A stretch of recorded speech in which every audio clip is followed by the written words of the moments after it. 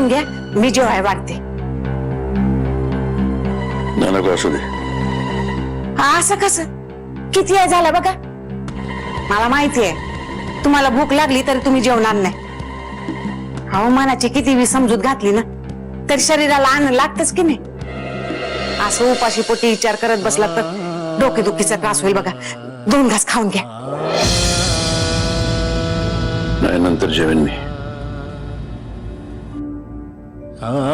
माझ्यावर चिडलात वय? तुमच्यावर कशासाठी चिडून मी?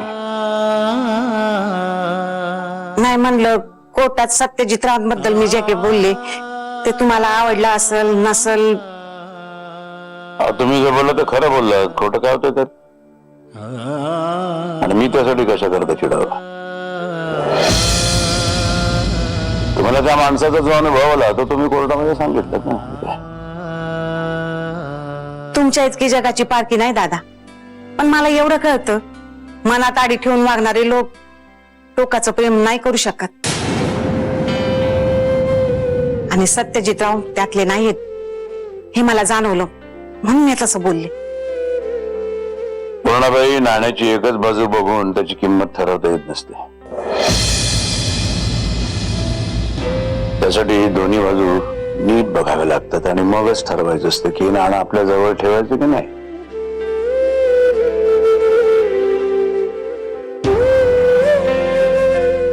दादा, एखादा माणूस वाईट असला ना तर तो आपल्या मनाप्रमाणे वागत नाही म्हणून आपल्याला तो वाईट वाटतो. पण तोच माणूस इतरांसाठी चांगला आणि जवळचा असू शकतो की नाही. मंजिरी कुठे? जेवली का ती? नाही, ती आत आहे. ती म्हणते की बाबांसोबतच जेवीन म्हणून. बोलव का तिला?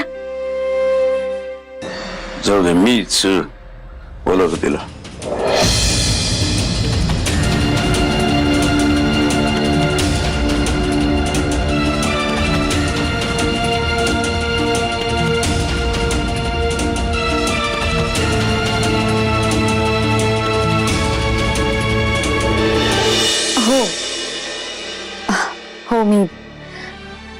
हो मी घेते काळजी. सांगते ना बाबांना पण. ठीक आहे. अच्छा, बाय. पण कोणाचा होता? स्वप्नीलचा. काय म्हणत होता? काय नाही, एका नवीन कंपनीशी टायअप करायचं होतं म्हणून मुंबईला गेला. बाकी तुमची विचारपूस करत होता. आणि हो, कोर्ट केस कुठवर आली आहे ते सुद्धा विचारत होता. हो, म्हणजे त्याचं अर्ध लक्ष या कोर्ट केस कडेच असणार ना.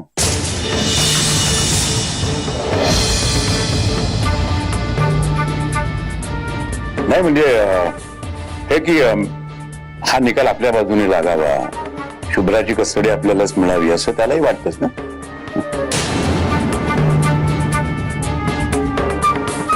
तू काय बोललीस?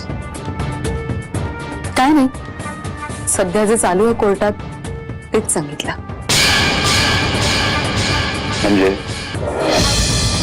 म्हणजे हेच की साक्षी उलट साक्षी चालू आहेत बस. ठीक आहे, पण आणखीन तुमच्यात काय बोलणं झालं? बाबा, सध्या तुम्हाला वाटतंय त्याबद्दल काही बोलणं नाही झालं आमचं. काळजी करू नका. ज्या गोष्टींपासून तुम्ही मला अंधारात ठेवलं त्या गोष्टींबद्दल मी नाही बोलले त्याच्याशी, कारण त्याची जर काही चूकच नाहीये तर त्याला बोलण्यात काही अर्थ नाही, नाही का? हे बघ मनू, मी बाबा जाऊ द्या ना. आता सुद्धा तुम्ही काय बोलणार आहात हे खूप चांगलं माहिती आहे मला. पण खरं सांगते, आज त्याच्याशी बोलताना खूप अवघडल्यासारखं झालं मला. काय आता अवघडल्यासारखं वाटायचं काय? बाबा, स्वप्नीलला मी माझा खूप चांगला आणि जवळचा मित्र मानते. आता आता त्याच्याशी बोलताना एक प्रकारचं दडपण येतं माझ्यावर. मला मनापासून वाटतं की मी माझा खूप चांगला मित्र गमावला. तू फारच मनाला लावून घेतलेलं दिसतंय. हो, कारण एखादी गोष्ट अपघाताने घडली तर आपल्याला निदान नशिबाला तरी दोष देता येतो. पण जेव्हा एखादी गोष्ट जाणून बुजून घडवली जाते आणि आपल्याला त्यात फसवलं जातं तेव्हा त्याचं शल्य आयुष्यभर आपल्याला बोचत राहतं. हे बघ म्हणून माझ्या मनाप्रमाणे तुझं आणि स्वप्नीलचं लग्न झालं जरी नाही ना तरी तरी तुझ्या मैत्रीमध्ये काही अंतर येणार नाही. अगं स्वप्नील इतका कोत्या विचारांचं नाहीये. तो कितीही मोठ्या मनाचा असला ना बाबा, तरी सुद्धा आता एक जवळचा मित्र म्हणून मी त्याच्याकडे नाही बघू शकत. आणि हे सगळं केवळ माझ्यामुळे.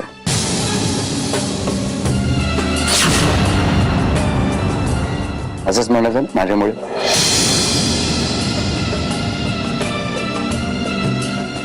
ठीक आहे, पण आता याच्या पुढे आणखीन काही बोलू नकोस. मला कळलंय, मला कळलंय तुला काय म्हणायचं.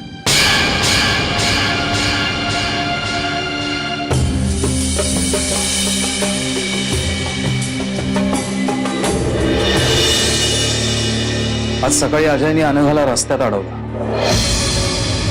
एक ना एक दिवस हे होणारच होतं. हजारदा सांगितलं होतं तिला निष्काळजीपणे वागू नकोस, घराबाहेर पडत जाऊ नकोस. आता झालं ना. अरे पण तिने काय करायचं मग? अजयच्या भीतीने कायमच स्वतःला कोंडून ठेवायचं का? आता त्या अजयचं काय करणार होता आपण? तू काय करायचं नाहीस. त्याचा जो काही बंदोबस्त करायचा तो मी करेन. म्हणजे काय मर्डर करणारच त्याचा? तुझ्या डोक्यात याशिवाय दुसरं काही येतच नाही करे. नाही, पण मग बंदोबस्त म्हणजे नेमकं काय करणार आहेस तू व्यंग? सत्यजित सापाचे जर दात काढायचे असतील ना तर त्याचा नरडा आवळावंच लागतं. मला सरळ आणि सोप्या भाषेत सांग, तू नेमकं काय करणार आहेस? त्याचा विचार तू करू नकोस. मी बघतो काय करायचं.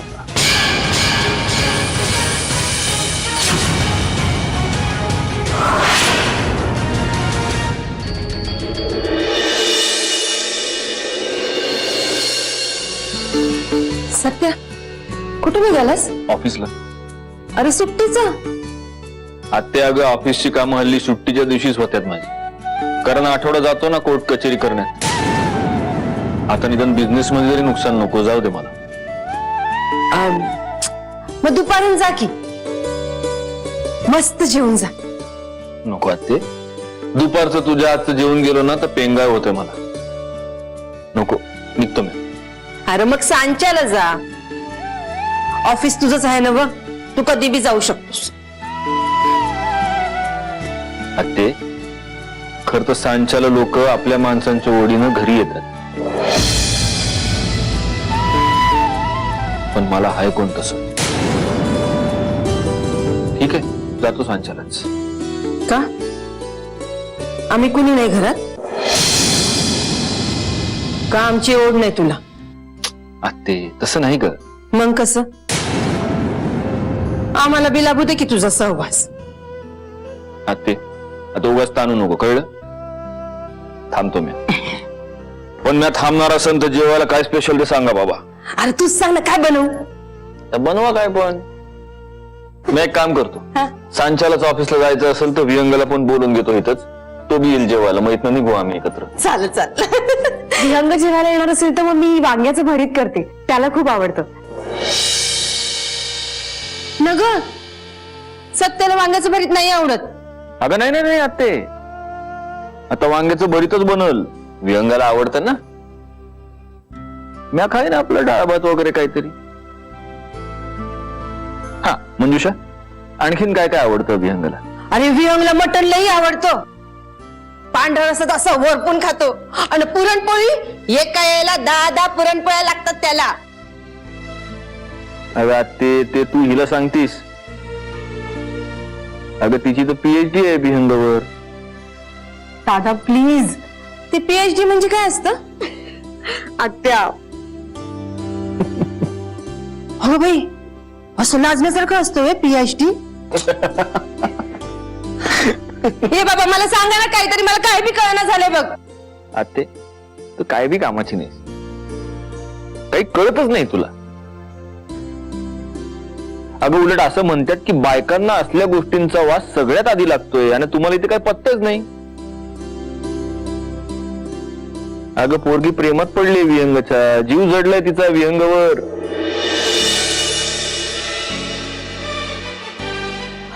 खरं सांगतोस? मग काय ग आमच्यापासून पिवलंस? नाही नाही बात्या, असं काही नाहीये. तू उगाच मस्करी करतोय माझी. हा नाही नाही, माझा सत्य अशा बाबतीत मस्करी नाही करायचा. सांग ना, अगं तुझा चेहरा सांगतोय बघ. अच्छा रे, घोड्यावानी खिंगाळते कशा पाहिजे? आहे आहे. काय का सांगू तुझं गुपित? गुपित?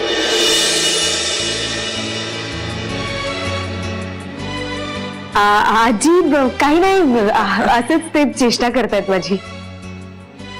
यंग बद्दलच गुपित नव? ते तर मला कावाधर्द ठाव आहे.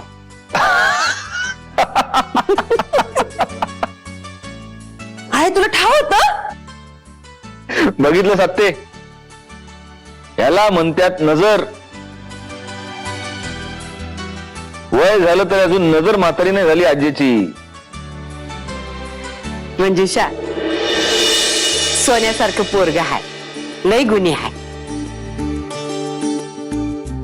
सुखाने संसार करत. मग मुहूर्त कधीचा काढायचा? आजी हे सांग ना, कधी करायचं? अगं खरंच सांग मला. अगं नाही म्हणजे मला ब्युटी पार्लर मध्ये सांगून ठेवायला ना. ते सोनाक्षी सारखी हेअरस्टाईल करायची ना म्हणा. हा बोला बाई. हा भाऊजी, कसं आहात तुम्ही? ठीक आहे. घरीच आहात का? हो, हल्ली काय मी घरीच असतो, कारण दादाही तसा बिझी असतो. त्याची कोर्टाची कामं वगैरे.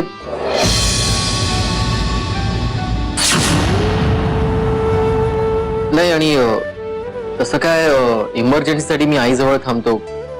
काही कधी लागेल सांगता येत नाही, पण माझं काम चालू आहे. मी सध्या घरूनच ऑपरेट करतोय. आता कशी तब्येत आहे आमची? मी तुम्हाला तर माहिती, तिला काय चालता फिरता तर येत नाही, आणि तिच्याशी बोलायला गेलं तर तसं काही फार बोलतही नाही ती. पण मग नाही, तसे आम्ही आईपाळीने असतो आईसोबत. आजी, आत्या, मी, मंजुषा, आणि आता अनघा पण.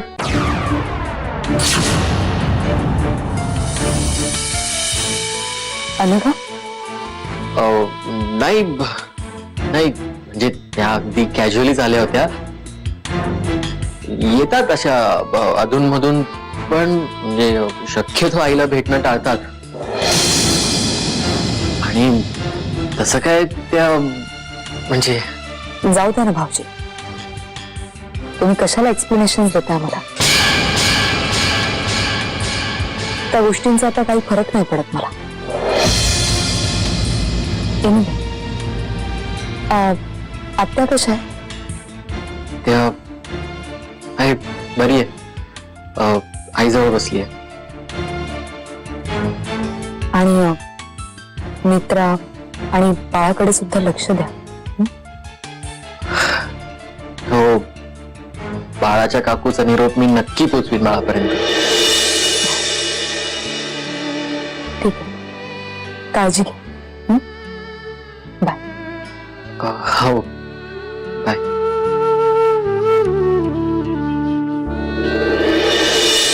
हे बघा ना, मला आर्ग्युमेंट नकोय, कळलं ना?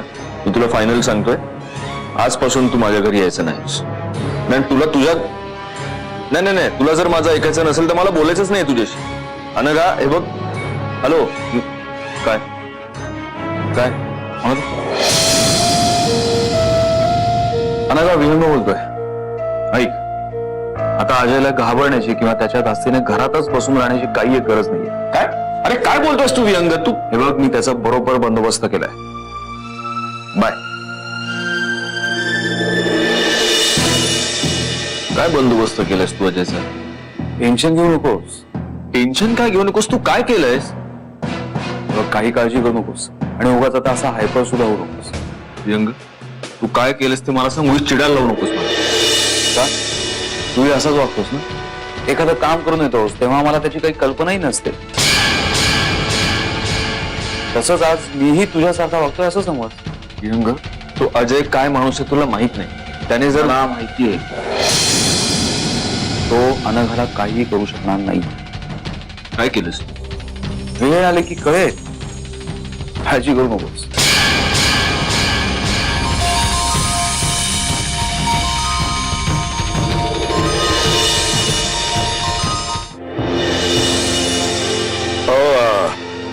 मंजिरी कुठे?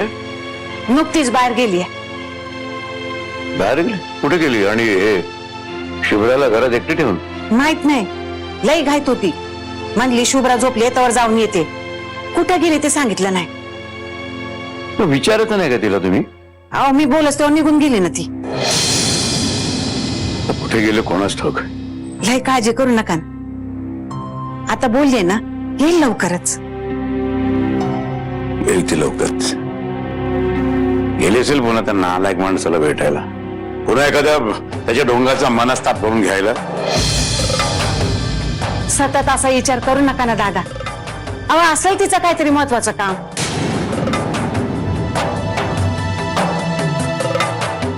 फोन सुद्धा उचलत नाहीये मुलगी. गाडी चालवत असेल ना, पाहायला का उचलेल ती. सांगून जायला काय होतं हिला कोणाच ठाऊक. तुम्ही तुमचं आवरून घ्या, मी शुभ्राकडे तोपर्यंत बघतो. बऱ्याच दिवसात खेळलो नाही तिच्याशी, बोललो नाही. तिचं खाणं पिणं तरी झालं की व्यवस्थित? वय वय, गरम गरम मऊ भात खाऊ घातला मी तिला. आणि मग मंजिरीने झोपिलं तिला. ठीक आहे, मी जातो तिच्या जवळ.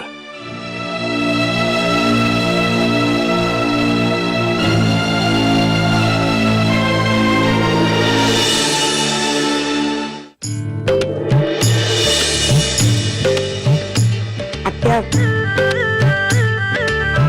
ऐका ना, माझ्यावर पत्ते खेळता? पत्ते? अहो हो, का काय माहिती, आज सकाळपासून खूप पत्ते खेळावेसे वाटतात. अगं बाई, म्हणजे तुला पत्ते खेळायचे डोहायला लागले की काय? माहिती नाही, कसलं पोरग येणारे जन्माला पोटी काही कळत नाहीये. प्लीज प्लीज एक डाव खेळूया ना आत्या, प्लीज प्लीज. मला हे बघ मला ना. काय झालं? काय नाही, कुठं काय लपवतोय आम्ही? लपवताय? नाही काय? काही नाही. काय बघू? नाही हो, काही नाही दादा. अगं बघून येत रा. काय नाही रे त्यो. काय दाखव, काय आहे तरी काय? नाही तू पत्त्याचा कॅट आहे. पत्ते? तिला पत्ते खेळायचे वाटतं. हो, पत्ते खेळायचे डोळे. चला टाका 2-2 डाव. नाही नको दादा, नाही बरं नाही दिसणार ते, नको. अगं बरं न दिसायला काय झालं? साधा बैठा खेळ आहे. चला आईच्या खोलीत जाऊन बसू, म्हणजे तिची पण करमणूक होईल. चला. नग नग, तिच्या खोली नग. हा? तिने आत्ताच गोळी घेतली आहे, तिला आराम करू दे. तुम्ही काय दागडदिंगा करायचा असेल ना, तो इथंच करा. बरं. मंजुषा तू खेळणार पत्ते? पत्ते नाही, नको मला नाही येत. अरे कसं होणार हिचं लग्नानंतर? मला खूप आवडतं पत्ते खेळायला. दादा प्लीज. हा अगं मंजुषा, अशी लाजतेस कशाला? हे बघ, तुला बी यायला हवं. PhD. बोला बोला, काय खेळायचं? बदाम सत्ती, 5-3-2 चॅलेंज काय? नाही नाही, ते चॅलेंज खेळूया आपण. हा पण सत्या, खोटे पत्ते लावायचे नाही. अरे अगं आत्या, चॅलेंज मध्ये खोटे पत्तेच लावतात. चेहऱ्यावरची रेषही हलू न देता खोटं बोलता आलं पाहिजे.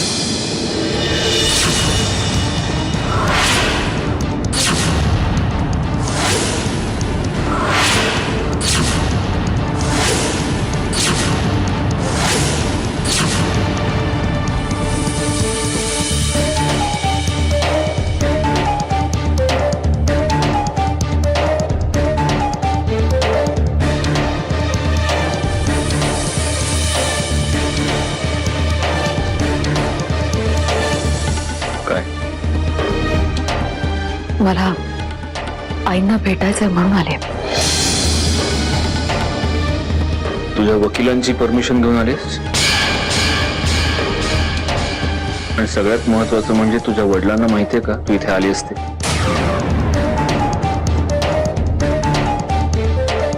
मंजिरी, मला खरंच वाटत नाही की तू आईला भेटण्याची काही गरज आहे.